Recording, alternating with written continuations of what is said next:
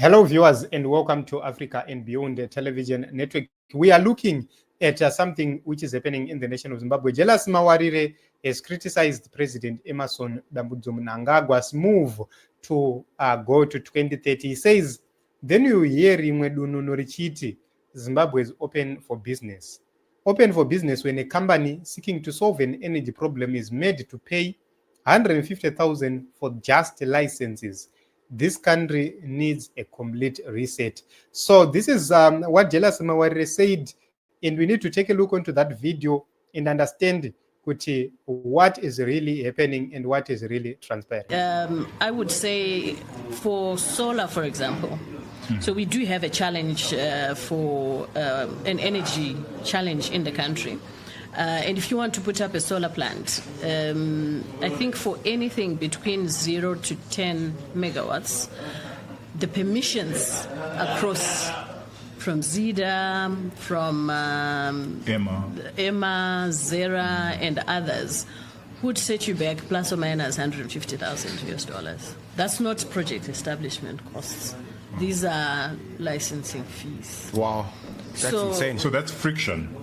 Right? Exactly. Because you can't even move before you pay 150,000. No, they are staged, so you pay them at different stages. Yeah. But just to think that all this money is for permissions, and it's permission to solve a problem. We have an electricity supply problem. Let's try and solve it with private sector participation, and then it costs us this much to try and solve it. The other one is...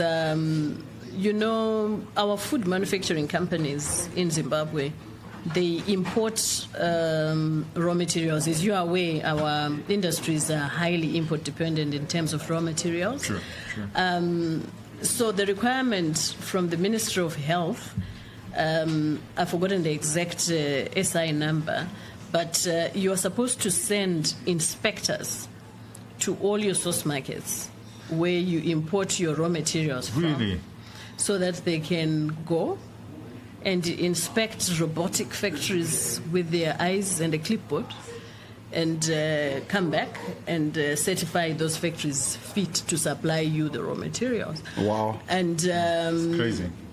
And you pay. You pay for their flights. You pay for their per diems, for government officials and for your So that's officials. that's more friction. Exactly.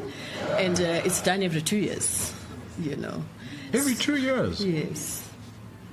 Yeah. That's So crazy. if you've got something that has 25 ingredients and you've got 10 source markets, you have to send people to those 10 source markets. And you have to fund the... So when you listen very carefully to this video, these things are not hearsays.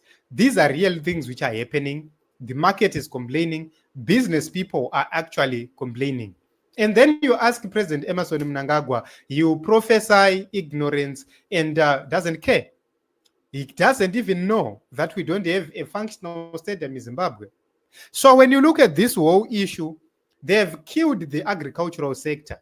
They have all the farms, which the white farmers used to produce in winter and in summer. So when you look at it, you can actually see that these are people who are ignorant, incompetent, useless. They've rendered this nation useless because they've directed everything to themselves, yet they can't produce. So that is the reason why we have been saying you have to protect commercial farms.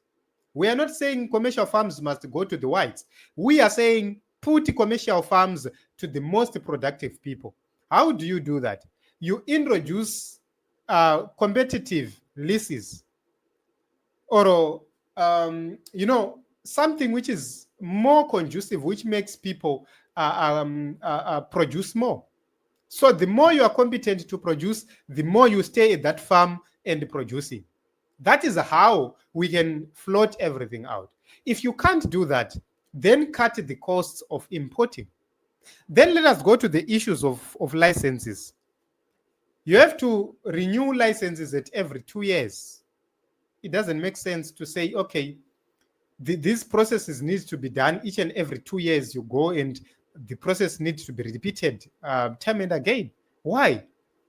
So on the solar issue, you could see that companies which are small, but which might need to have a solar plant, they end up not affording because you are supposed to pay 150,000 United States dollars for license, which is wrong. So this government has failed. They will fail to deliver electricity. They will fail to deliver the necessary raw materials for the manufacturing industry. Then they will overcharge everything. We are relying this economy on massive taxation, taxing you, taxing everybody, taxing the companies, bleeding the companies. Where are we going as a nation?